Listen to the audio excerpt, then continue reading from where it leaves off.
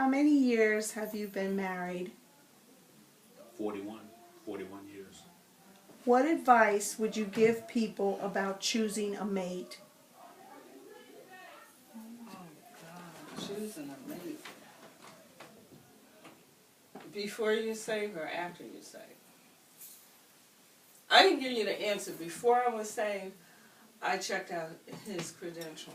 I made sure he had a job, a good job, and he would accept, because I already had a child, he would accept my child. So, and then I checked out how my family reacted to him, because I highly respected my grandmother and my mom, and I say this with tears because it's caused me to reflect back about 45 years. But how they reacted to him, I knew that he was a good choice by the way they reacted. And when they gave me the thumbs up, then that's the guideline. After you're saved, of course, the Word of God. You know, you hear the saying, opposites attract? Well, that was literally true in our situation, because our backgrounds are entirely different. You know, I guess you could consider Sandy middle class, but I came up in a very poor environment, and how we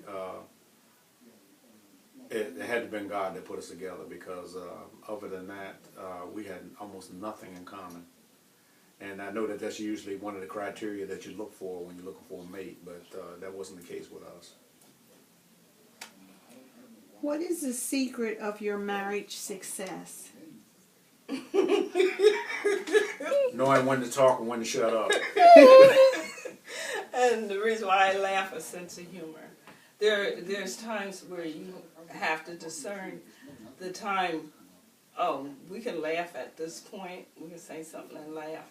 And there's other times when you be serious. So you really, really need a sense of humor. Of course, you know, listening to what God is telling you how to handle a situation.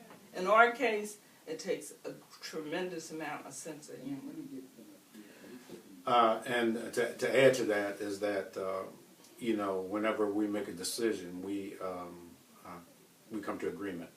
We discuss it, and we talk it out, and then we make decisions, especially financial decisions. Now, I haven't always been that way. You know, I used to get into this macho thing where, you know, I'm a man and I work.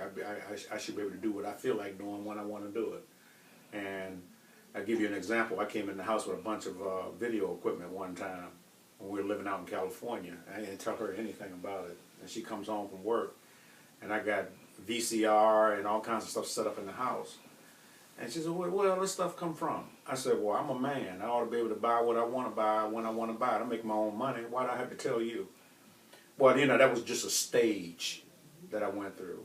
And, you know, it affected our relationship in a simple way. Something financial affected our relationship. And so from that, I grew. And, you know, we come to the conclusion now that we don't make any purchases, no matter how big or small, without letting each other know and coming to an agreement as to what we're going to do. And how I handled the situation, I got a separate bank account, and I took out a life insurance policy.